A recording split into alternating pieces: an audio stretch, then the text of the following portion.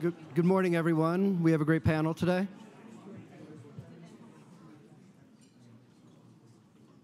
Thank you. My name is Evan Wolf. I'm a partner at Crowell & Mooring and a member of the Aspen Institute Homeland Security Group.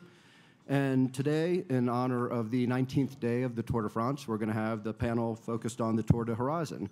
And similar to the Tour de France, where we have less than a minute separating the top 4 racers, which is really leading for a very interesting and exciting Tour de France. We're going to have a very interesting and exciting panel covering a variety of national security issues led by some of the most known veteran national security policymakers and global affairs analysts. And they're going to cover everything from Homeland Security to national security. And I'm just going to here to introduce the moderator, who is Michael Isikoff, award-winning journalist and best-selling author who joined Yahoo in 2014 as the chief investigative correspondent, and prior to that, he was at NBC News and Newsweek magazine. So with that, I'll give you Michael Isikoff. Okay, thank you. We've got quite the panel here. It's actually a panel that I think needs no introduction to this audience.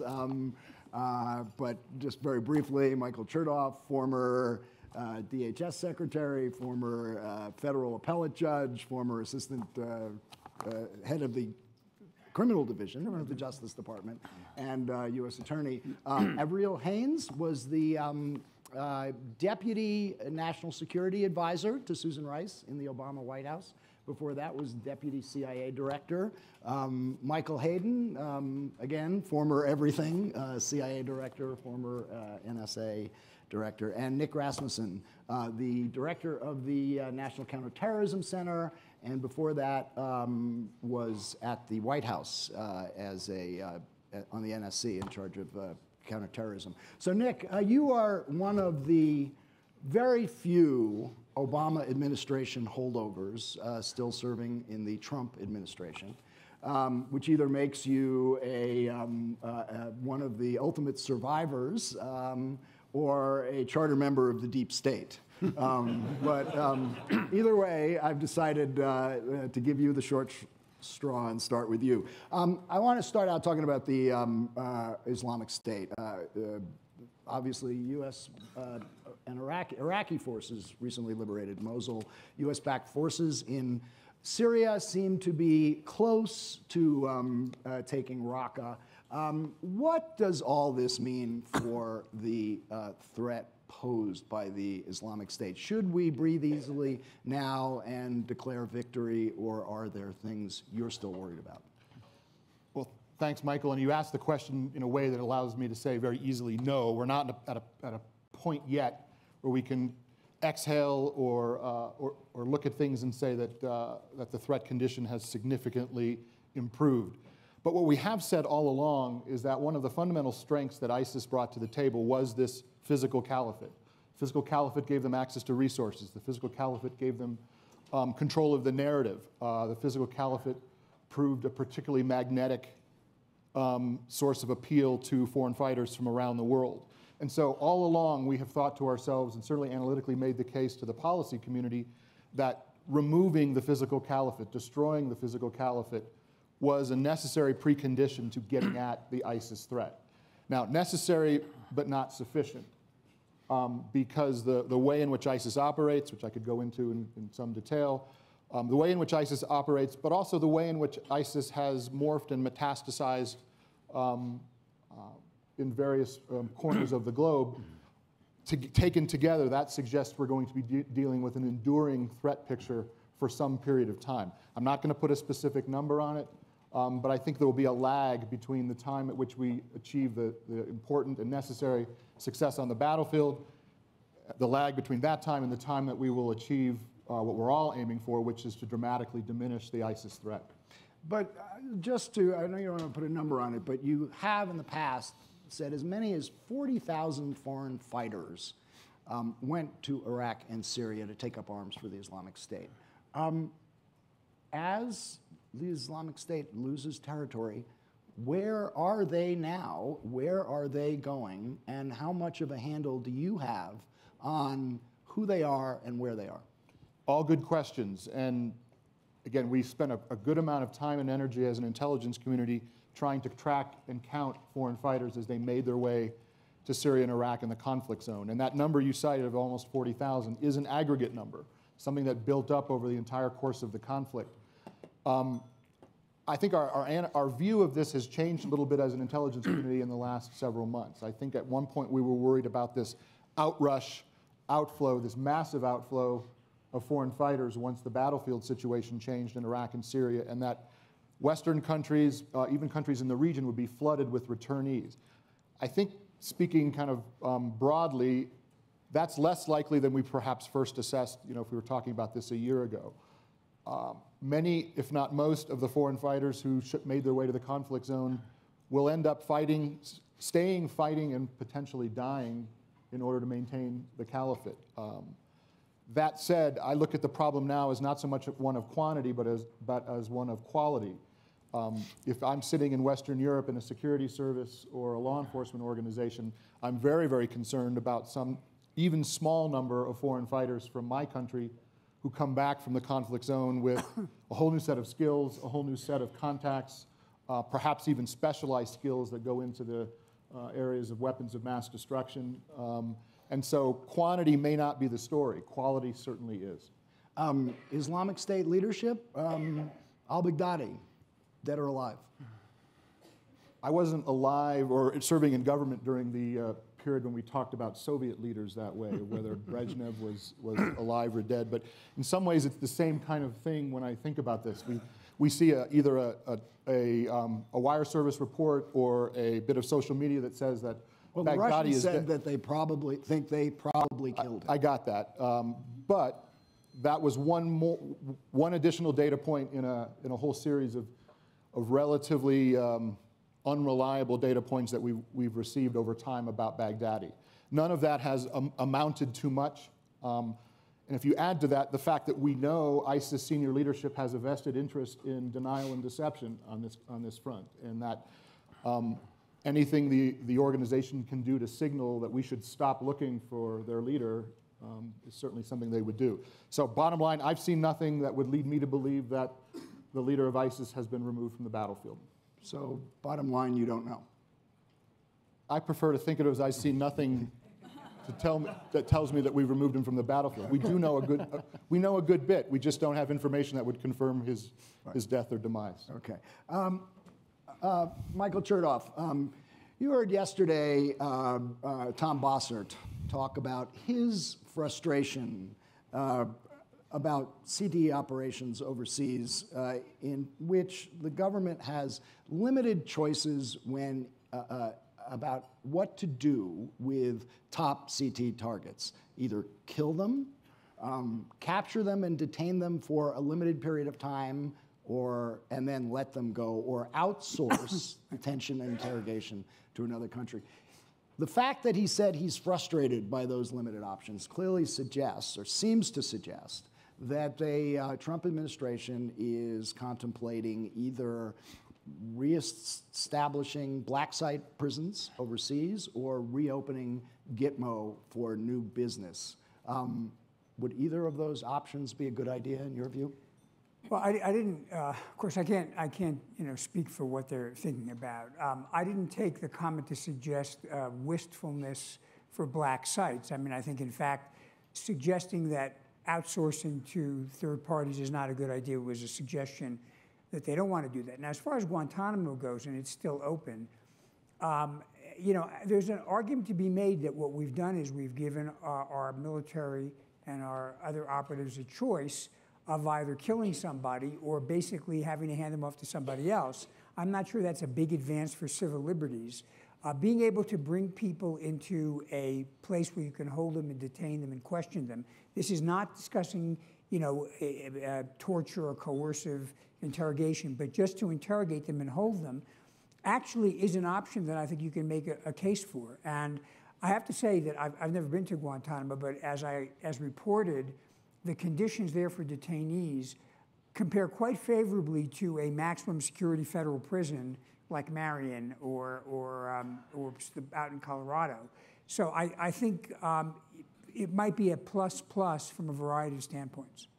To actually reopen or reopen the admission of people. Right. Avril? I just want to add something to Michael's point. To my mind, one thing that was glaringly omitted from the list was Article 3 courts. And that's something that we have used quite a lot, actually, to great success in my perspective, as a way of dealing with the counterterrorism situation. So I think there's obviously a long debate, and one that probably many people, if not everybody in this room, is familiar with, about the value of military courts versus Article 3 courts. But I think that's actually something that's proven success, and there's been changes over time in the way that the Article 3 courts approach this, and I think that's been very effective as well. I want to agree with that, and I want to say that actually, certainly when I was in office, when the Bush administration was there, and I was at the Department of Justice, anybody apprehended in the U.S., ultimately they went into an Article 3 court for disposition, and those did work well. Now, whether that works when you capture someone in Afghanistan or in Syria, where your ability to collect evidence and do the things you normally need to do is not what it would be domestically, is a different issue. But it clearly is a good option to have on the table. Yeah, I'm just thinking, just to push back on that a little bit, the kinds of fighters or ISIS operatives that would be candidates for this right now. Given what maybe Nick, you can answer this. I mean, do we know enough about them, their backgrounds, their activities, that they could be taken to Article 3 courts for federal trial? Again, I'm probably the least qualified person on this panel to describe what the level of sufficiency that we would need to make an Article 3 case. I would say, though, that kind of on the battlefield in Iraq and Syria, we do have the capacity to gather intelligence from detainees that have been taken into custody by Iraqi security forces, working in partnership with U.S. Military on the ground. And that interrogation process has produced real intelligence that has led to real, positive, actionable gains on the battlefield. If you're asking the intelligence professionals, do you want more? Do you want greater opportunities to gain intelligence? The answer is always yes, but it's always yes within a rule of law framework that we can all stand behind. And I guess that's probably where I would leave it. Yeah, and I would just add, the rule of law framework allows us to detain enemy combatants under the laws of armed conflict without having any requirement for Article 3, chain of custody of information, probable cause, and so on. And so we have, as a matter of practice, we have abdicated that authority in our conduct of the war since about 2008. As a matter of theory, it's still there because it's a subset of the authority that we use to kill these people on the battlefield. Yeah. And so, we're taking a tool away from us that actually has great legal legitimacy, and the only question is, would it have operational relevancy? Would it be a useful thing to do? And we don't, for me, with an intelligence background, Article 3 court, military commission, severable decision way down the pike, detention for the purposes of safety and for the purposes of intelligence gathering. But just a final beat on this detention, where now? Oh, I'm sorry, Guantanamo. It's a model. I have been to Guantanamo. It's a model prison. Right. Real? I'll give you final say on that. Your president worked for years to shut it down.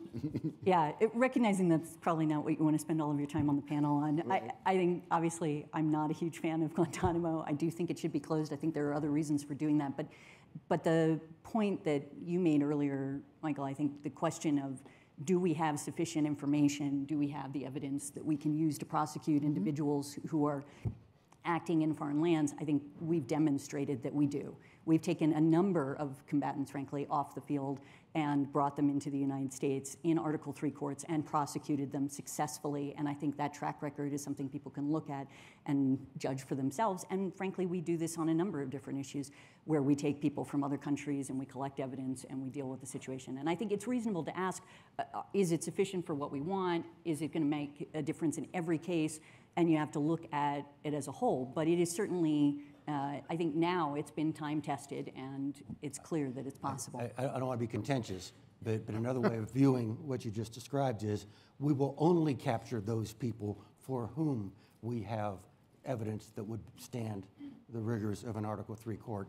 And we actually have authority under another set of laws. This is not unlawful, but under another set of laws, the laws of armed conflict, we have the ability to detain without those requirements. All right, I'm going to blow the whistle on this discussion so we can move on. You started.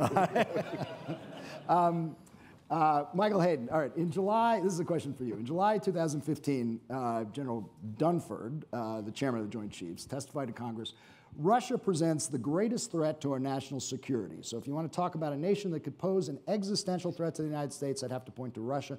More recently, former FBI Director Comey told the Senate Judiciary Committee about Russia. Certainly, in my view, it's the greatest threat of any nation on earth, given their intention and their capability. Were they right? You know, I don't think I'd have said it that way, Michael. But if you're looking at the combination of the greatest sense of urgency combined with the greatest amount of troubling power, those lines probably cross at Russia right now. All right. When I usually get asked this question, you know, what do you worry about most? I do this little XY axis thing in the ether here, and this is how bad could it be, and this is how much time do you have. All right. And down here in the lower left-hand corner, I got what we've been talking about for 10 minutes, which is terrorism, which is very urgent, but not existential. Right? It's not up the vertical axis. And then let me go way out to the far side. All right? Here I've got something I got 10, 15 years to work on, but it's way up there. It's a really big deal. And that's the Sino-American relationship. Okay? Down here in the middle, and I think that's where the chairman was focused, down here in the middle, I've got a group of states I call ambitious, brittle, and nuclear. And there I group together Pakistan, North Korea, Iran, and there I put the Russians. And the Russians have been very, very active over the past 2 or 3 years. The only break I'd put on General Dunford's description is that seems to suggest that the Russians are kind of like the Chinese, all right? And I don't think they are. Number one, I don't think the Chinese are an enemy. And remember, I just said the Sino-Soviet relationship, not the Chinese threat. Russia is not a resurgent power. Russia is a revanchist power. And I think because he knows he's dealing from a relative position of weakness, he's willing to embrace far more risk than some other actors. So I think what the chairman was trying to suggest, in this mid-range thing, there is real danger here because of the risk-embracing policy of Mr. Putin and the residual power of what I will call the Soviet state, all right, but not the kind of resurgence, new era, long-term danger that I think the China question represents. Right. Avril, you were the point person for the White House in how to respond to Russia's meddling in the election. And as you know, there's been a lot of controversy about what the Obama administration did and did not do. President Trump has tweeted that President Obama did nothing in response to the hack. That's clearly not the case, since the administration did impose new sanctions after the election. But even some Obama administration officials have expressed frustration about how this was handled. As you know, in the Washington Post recently did a big story about this, quoted one anonymous former official saying that you choked. I'd like you to respond to some of the criticism about how this was handled, and also give us a little sense, if you can, about the debates that were going on about what to do and what not to do and the dangers of certain actions. Sure. I think the problem with this issue is that I could spend a good 15, 20 minutes at least on trying to describe this. So let me just do a few things. One is I really agree with what Director Hayden just said, basically, about Russia. I think it's frequent that we overestimate the strength of Russia in our conversations about Russia and give it a kind of a legitimacy and power that it frankly doesn't have. And I think it's one of the things when you're thinking about it, you shouldn't overestimate it. They are a declining power. You also shouldn't underestimate the danger that they pose. And in many respects, the fact that they're a declining power, exactly as was indicated, is part of the danger that we face as a consequence of the fact that they are willing to take on more risk under the circumstances. But one of the strategies that I think they have employed that is related to what you're describing, in terms of the election piece, but it's also relevant to a lot of other things that we've been discussing, cybersecurity in other areas as well, in energy and in other space, and a variety of ways in which Russia sort of tries to address and threaten, in a sense, the United States, is they look for places where they can hold at risk something that's of great importance to us at low cost to them, right? And to do it in a way that is not a conventional attack. So what I mean by that is, for example, in the context of cyber, you can see how, in a sense, we have not yet established a framework that draws clear lines between what cyber attacks are in fact ones that under international law or generally are accepted among states as being something that you can respond in a kinetic way to, right? So we have this space in which there's some uncertainty as to what the appropriate response is to a cyber attack. And it makes it very difficult in many respects to collect like-minded states, others, to agree to what an appropriate response is and to act in collaboration with other states, which tends to make you stronger and more effective, and particularly with countries like Russia, where so much of what they're craving, frankly, is legitimacy and a sense of power and being treated as an equal on the international stage and influence in the area of their region, right? So we just need to think through how it is that we approach that. And I actually thought, when Tom Bossert talked earlier on about cybersecurity, he talked about the need to develop norms, something that the Obama administration also worked on. There's a lot more work to be done in this area.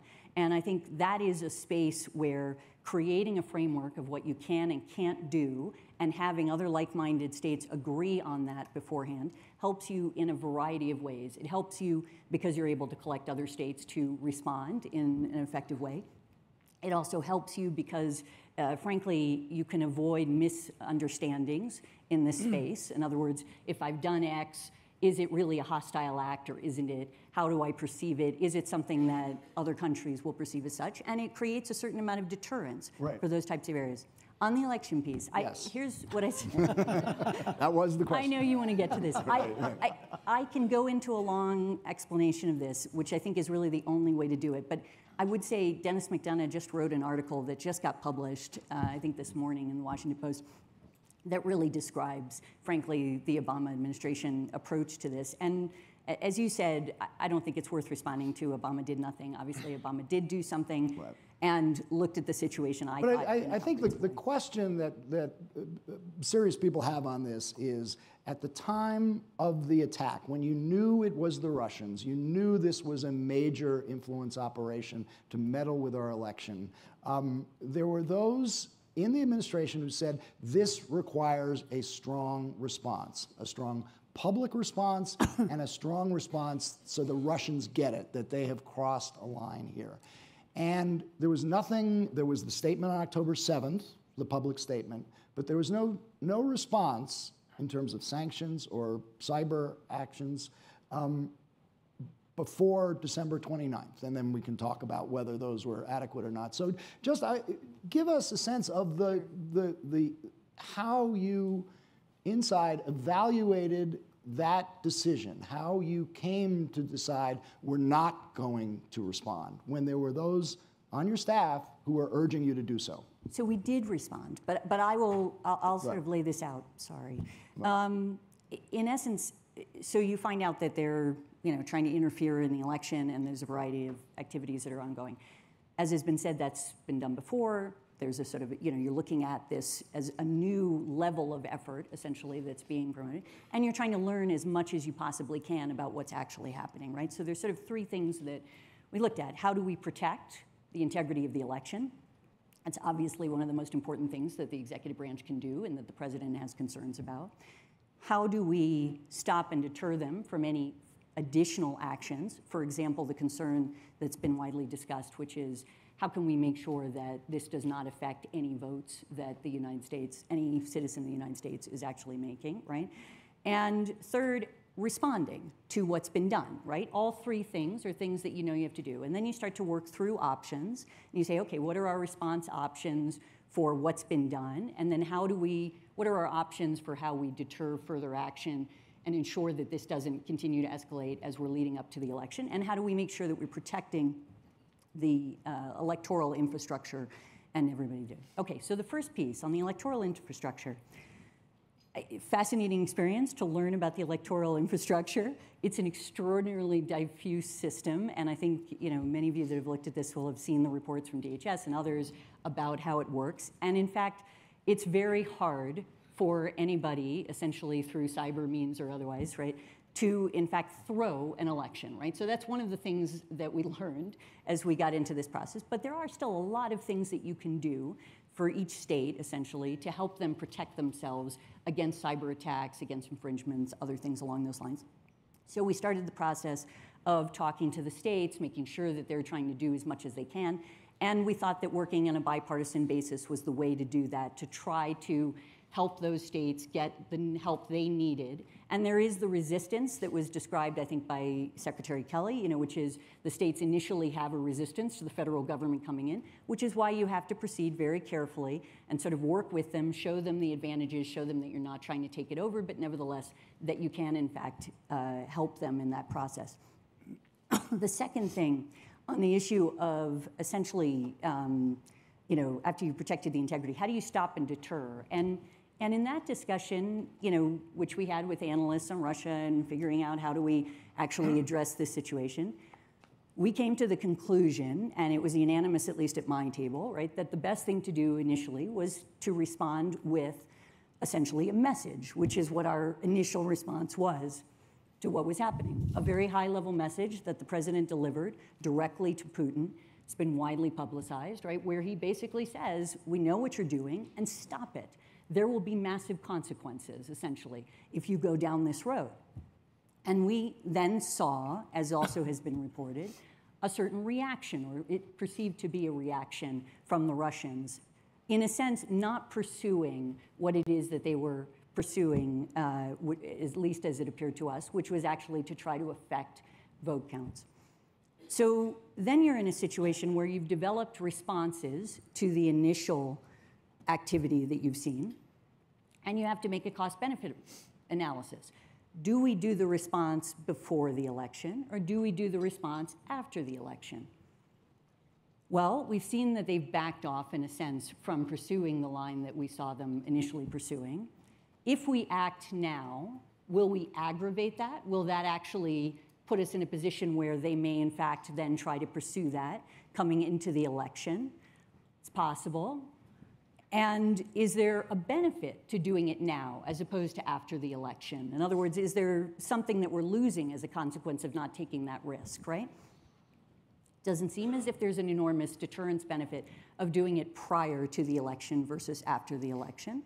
So you would say, all right, well, so we'll wait until after the election to take the response that we've developed, essentially. And we go through the election, and then we pull together all of the different logistic streams for what it is that we did in a reaction. And there were a variety of pieces to it, as people know. There was the sanctions, the actual economic sanctions, and visa sanctions, and so on. There was the PNGing, and there was also the publication, essentially, of the infrastructure that they used to go after us. And then there are things that we just don't talk about in the public for how it is it reacts. So that's sort of the line. Michael Hayden, did they make the right call?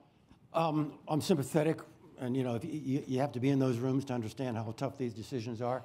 I think in retrospect, my sense is, and I think many in the administration in retrospect would have said, with this one you get 11, all right, you probably should have amped it up a little bit.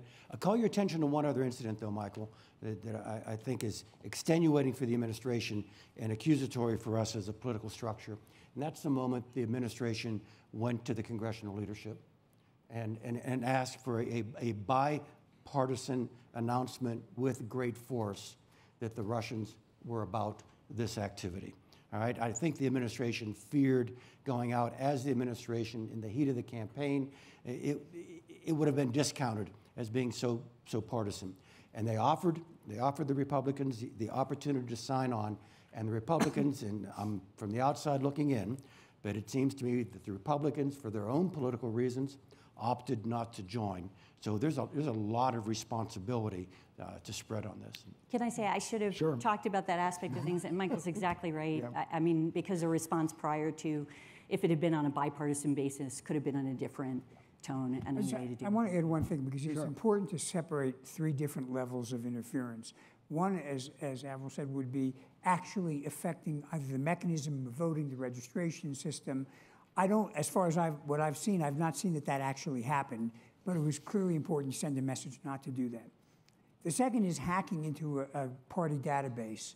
I hate to say it, but it's not the first time it's happened. It happened in 08, it happened in 12. It's called espionage. Did it happen in 12? I believe it did. Okay, it has not been But it certainly happened in publicly 08. It's called espionage. If they had merely gotten into the database and not done anything, this would be a ho-hum. The third thing is the information operation, and that's really distinct from hacking. And that has to do with efforts to influence through covert means. This is also not the first time that happened. Those of us old enough to remember the Cold War, remember that happened back then. In fact, somebody told me a story about how the Soviets in those days tried to literally buy the votes in Portugal. And our response was to go and fund a party in another respect. So what I'm saying is this is not new, and it's important to react, but it's also important not to make every element of this apocalyptic. Okay, can I reinforce that? The hack, the theft of the emails, I just have to admit as a former director of NSA, that is honorable state espionage. and is the release of them through entities like WikiLeaks let me work my way through here. Honorable espionage? And if we at NSA could have an insight into United Russia through the same techniques, game on. You don't have to go downtown to Avril to get permission. It's just what you do. Yeah. But now you make the great distinction. Right. What the Russians then did with the information, all right?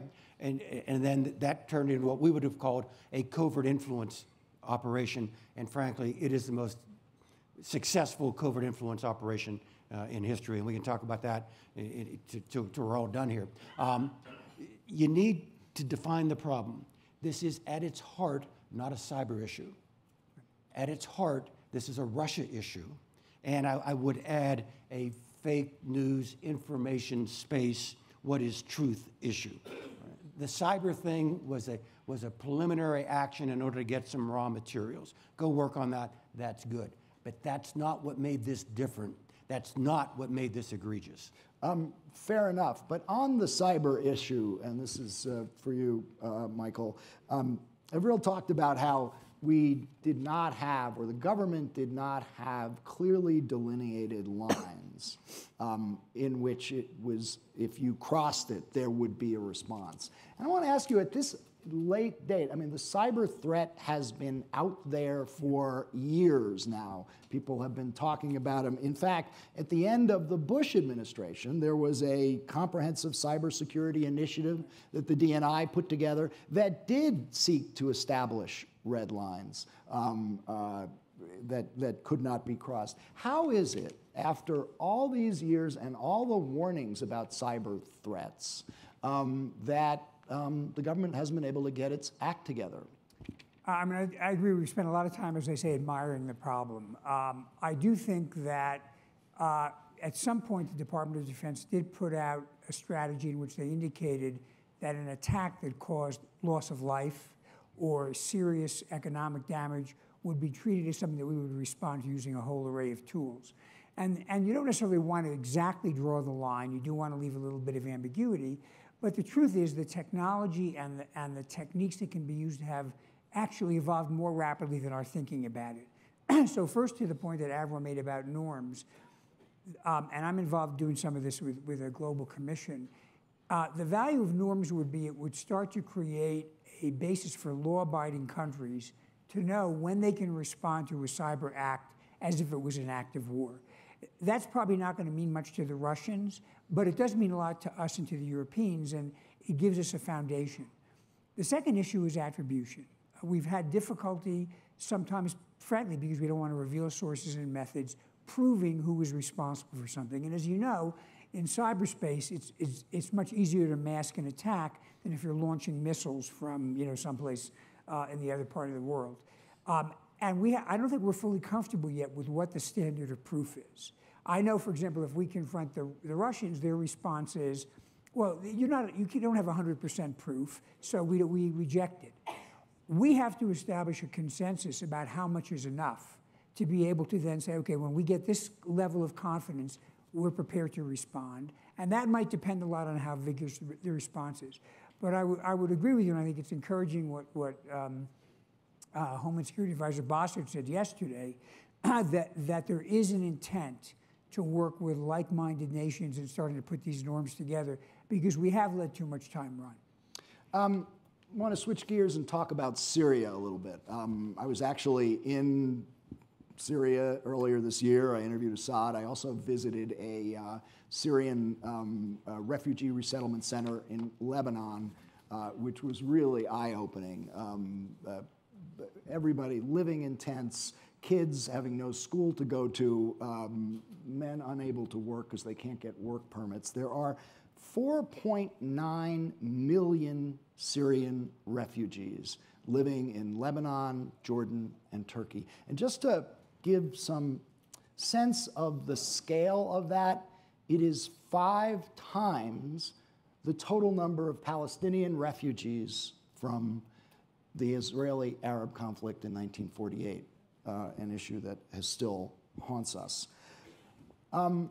I want to ask you, and anybody can take this really, there was a very devastating report that Ali Soufan, the former FBI agent, put together about this, calling this the greatest humanitarian disaster of our lifetimes, and warned that we could well be witnessing a replay of what took place in Afghanistan after the Soviets were driven out of the country and the Taliban took its place.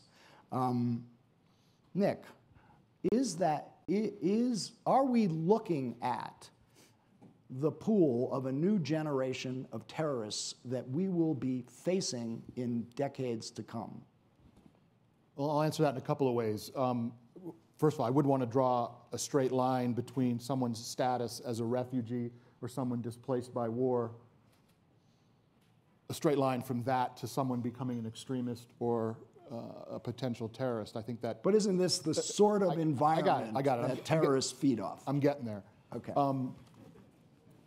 There is no question, but that, I mean, we spent a lot of time, even in the first segment, Michael, with you, talking about terrorist leadership and going after the key terrorist actors who are looking to do us harm. But obviously, underpinning all of that terrorist activity is, of course, a pool of potential adherents, a pool of potential recruits, a pool of potential operatives.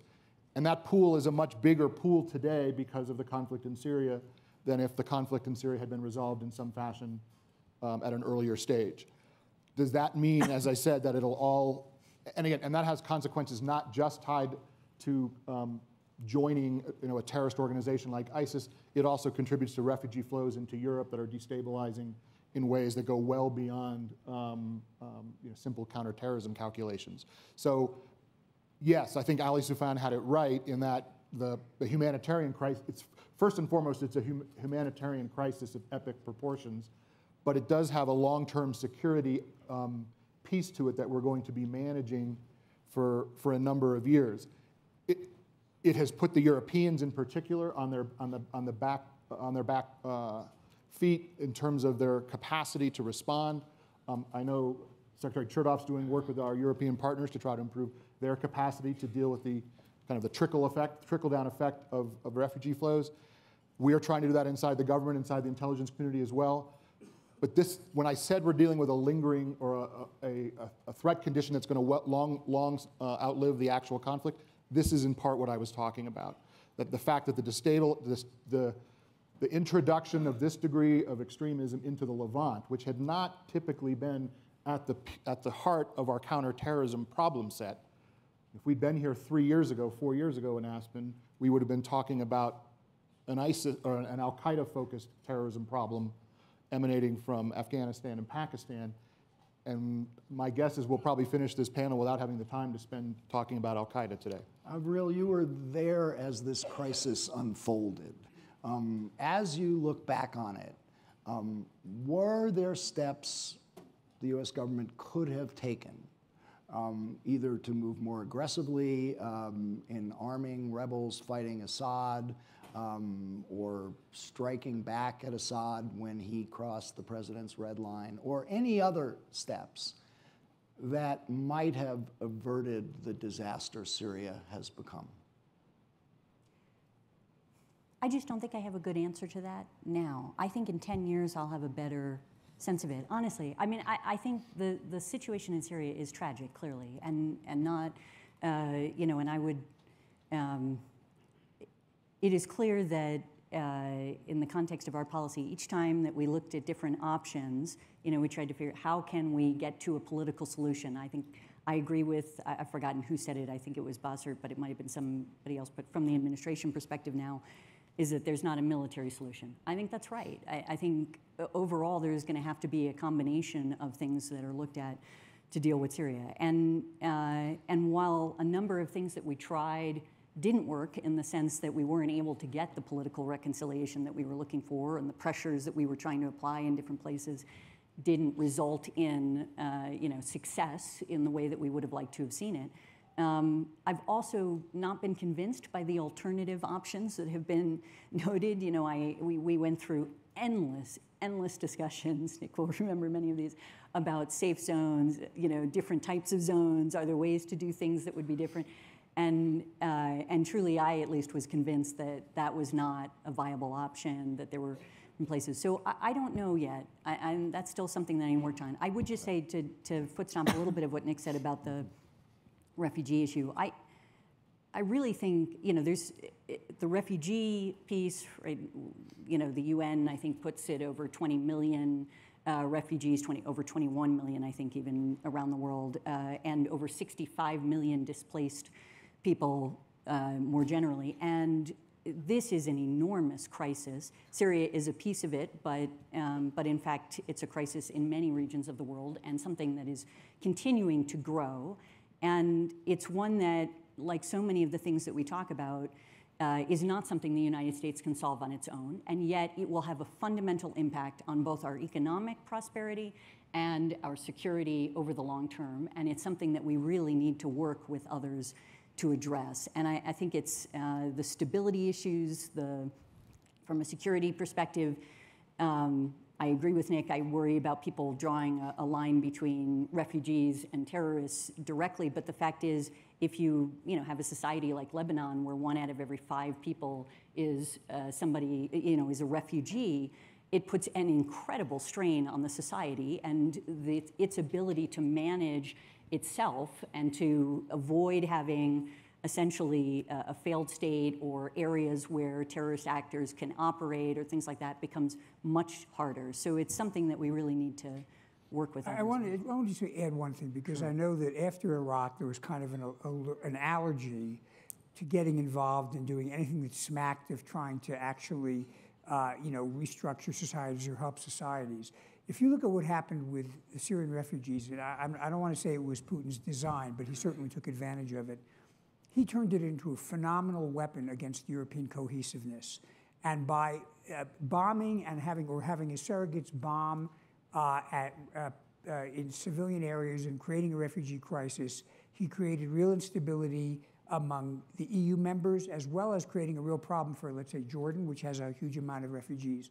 The truth is, I think we've swung too much in the other direction, where the presumption is we don't want to be involved. We'll stand off. We'll kind of maybe throw a few bombs in. The problem is, it actually is our problem. And the stuff that goes on in places where there are refugee crises or crises of governance do visit us. And another place that happens is in Latin America. One thing about Secretary Kelly, having been at SouthCom, is he gets the fact that what drives a lot of the migration, illegal migration to the U.S. from that part of the world, from the Western Hemisphere, is governance problems and violence problems in Central America, and now we're going to see it in Venezuela. So, you might like to pretend that we can disengage and just kind of lob a few bombs in, but the reality is if we don't help create stability, we're going to feel it ourselves. All right, this is a tour to horizon, so I want to complete it so we have a time for at least a couple of questions. Michael Hayden, it was reported today that Hawaii is now developing a preparedness plan for a North Korean attack, including evacuation drills for school children. How urgent is the North Korean nuclear threat at the moment? And very briefly, given the limited options we have, what's the best route at this point? Well, probably not as urgent as reinstalling duck and cover on Oahu right away. They are saying it's not going to have duck and cover. All right. But, right. It won't be Yeah, hiding under it's the an desk. urgent problem. And I personally, but a lot of folks like me have been saying, probably by the end of this term, North Koreans will be able to reach probably the Pacific Northwest with an indigenous weapon on top of an indigenous ICBM. Now, lots of problems there, fusing, reentry, separation. I get it. It's probably a low probability shot. But then I say that, but if you live in Seattle, what kind of odds are you comfortable with, all right, for that? So this is a no fooling real thing, all right? Jim Clapper's here. Jim made some news at a recent worldwide threat briefing when Jim said something we always knew, all right? But he made it quite public in open session. These guys aren't giving this up, all right? It would be illogical for them to give up these weapons. This is literally regime survival. They went to school in Iraq, they went to school in Libya, and said, so this is what these guys do to you if you get rid of these kinds of programs. So they are not giving it up. Now, we can beat our chest, we can huff and puff, we can demonstrate, we can increase the torque on the Chinese, but fundamentally, I think the happy outcome is we recognize, at least implicitly, North Korea as a nuclear power in return for some sorts of limits in terms of how much nuclear power, how much nuclear weaponry they will have. This is a wicked problem. Mike Pompeo mentioned last night that for the last 20 years, multiple administrations whistled past the graveyard, and we're going to go fix this. Well, I'm standing by, okay? Because they did not whistle. They worked, and the problem remains. Questions from the audience? Anybody? I see a woman right here.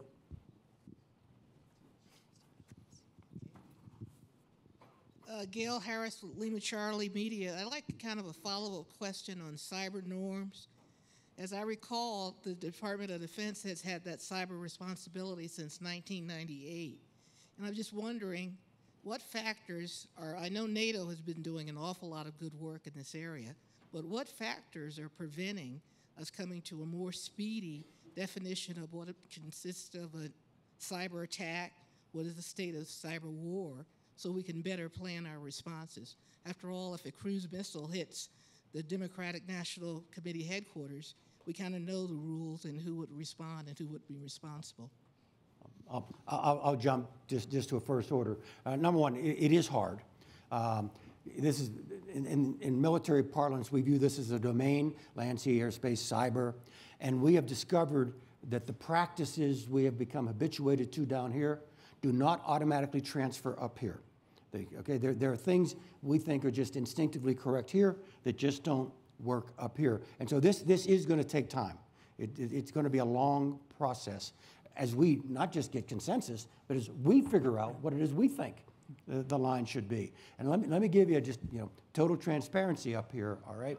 One of the factors that's going to really influence the American decision-making process as to what's on that side of the line, this side of the line, are those things we're going to want to preserve the right for us to do in this global international competition, because after all, we are the A-team, and we do not want to get into a position of self-disarmament unless there are very good reasons for not doing it. Now, that's not an advocacy position.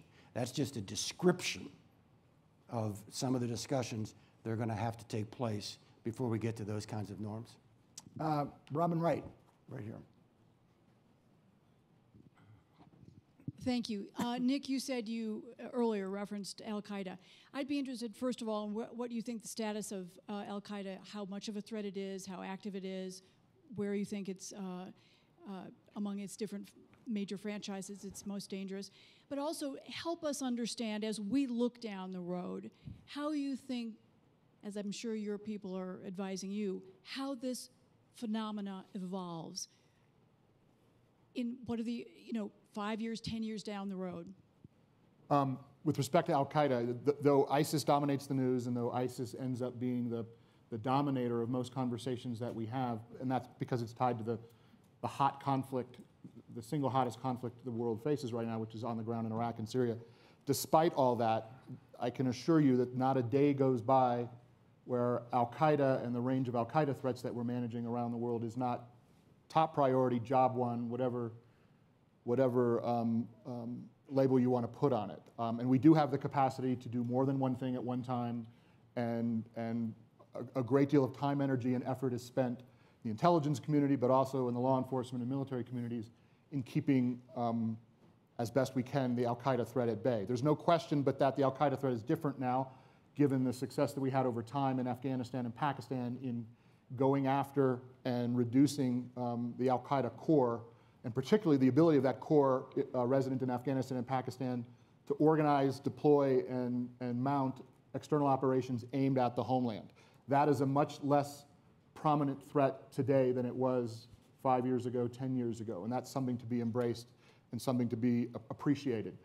That said, there remain today significant Al-Qaeda-linked organizations around the globe taking advantage of conflict zones in, certainly in Yemen, certainly in Syria, certainly in North Africa, in the Sahel region, all of which remain a threat to the United States.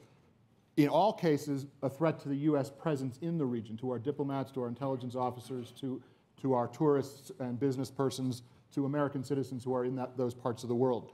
But in some of those places, we also worry very, very deeply about the ability of Al-Qaeda-linked organizations to continue to try to go after the homeland, and by extension, I include aviation when I talk about the homeland, because many of the aviation attacks that have been aimed at the United States have involved aircraft bound for the United States. So yes, the Al-Qaeda piece of this is still very much at the front of our counterterrorism work plan.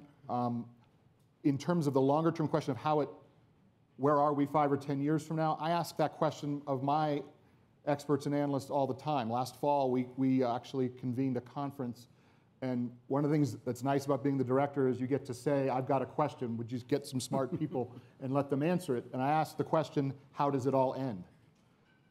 And what I was asking was, how does it all end, this phase of Sunni extremism that we've seen that has underwritten Al-Qaeda and now underwrites ISIS?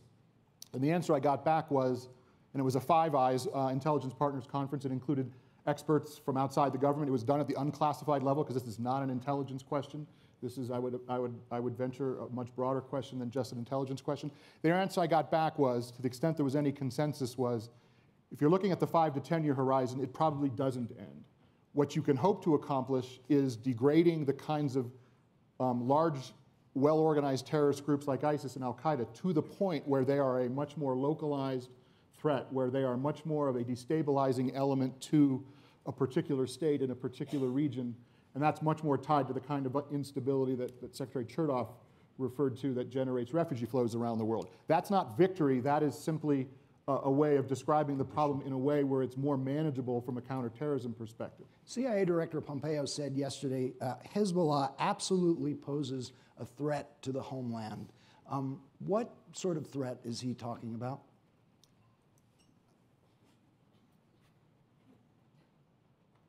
All along, again, all through the period that we've lived in since 9/11, we have certainly understood well that we have other terrorist adversaries out there. Hezbollah has always been viewed by the counterterrorism, or the intelligence community and the counterterrorism community, as being among the most capable, proficient, and professional terrorist organizations in the world, with many of the capacities of a state actor, many of the, including resource base, including access to technology, including access to state sponsorship. We've assessed for many years now that Hezbollah has the capacity to operate on a worldwide scale, to reach out in an asymmetric fashion, depending on what, potentially triggered by an event that is not tied to a particular particular action by the United States against Hezbollah, but perhaps that might be tied to our potential conflict with Iran or other geopolitical developments. And Hezbollah has the capacity to turn that capability that they have against the United States, including here in the homeland. I don't want to go too far in describing how exactly that capability looks here in the homeland, but I think you can deduce from some of the things you've seen in recent months, where you've seen arrests by the FBI of individuals who are linked to Hezbollah, which suggests that there is, in fact, a Hezbollah presence of some sort here in the United States. We've known all along that Hezbollah looks to lay infrastructure around the world, to give itself options, to develop a playbook, to give themselves an off-the-shelf capability. And that is what I think I would assess is going on. I would add also a presence in Latin America, and we know back in the days of Chavez and Maduro, there was a pretty free flow between Iran and Venezuela, and now we face a situation there which is quite unstable. One more, all the way in the back. Bart Gelman. Hi, Bart Gelman. Cyber as a term is so broad that it can obscure as much as it illuminates. I was glad to see the panel start to make some distinctions, and I would just invite you to make some more. And there's sort of a menu here. If you are breaking into a party database, for example, there's the honorable espionage that Mike Hayden talked about. There is disruption of it. There is doxing and publication. There is fabrication of information as part of the public release. On the electoral side, on the voting infrastructure, it feels to me as though that's quite different. It's not normal espionage. It's more like intelligence preparation of the battlefield. And so you've got probing, you've got implants, you've got extraction of voter rolls.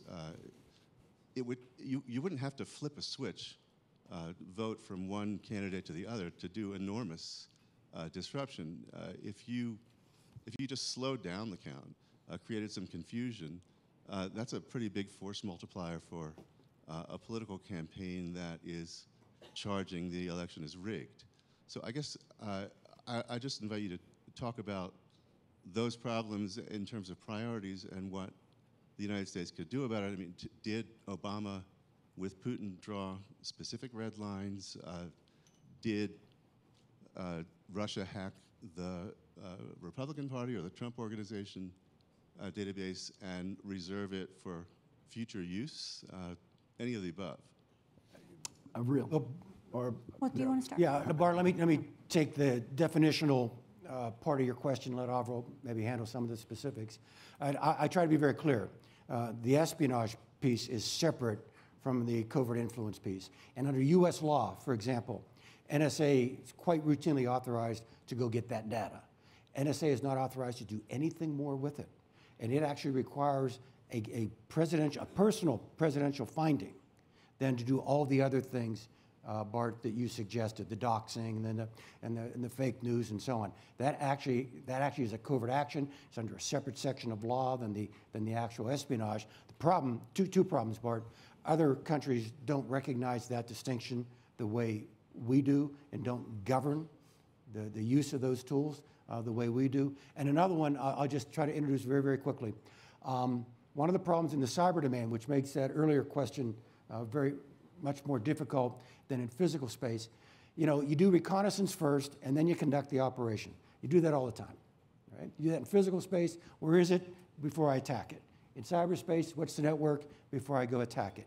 In physical space, recce comes first, the op second, and almost exclusively, the operation is the more demanding operational task. It's one thing for Jeb Stuart to find the Army of the Potomac, tougher job for Robert E. Lee to defeat the Army of the Potomac, all right? In the cyber domain, in most cases, Bart, the real problem is that the recce is the higher order technological and operational task. In other words, if you're there for your espionage purposes, all right, you already have included as a lesser included case the ability to do the delay, disrupt, destroy data. All it requires is a change in will. Now that complicates the question you asked, Bart, and it explains the challenge now of the question that was asked earlier, we don't like the Chinese being in our power grid. Now you go ask the American intelligence community, are they willing to forswear ever going into any other power grid on this planet for intelligence preparation of the battle space? And you're going to get a long pause. Well, we didn't quite span the globe, but we're out of time, so I want to thank our panelists for an illuminating discussion.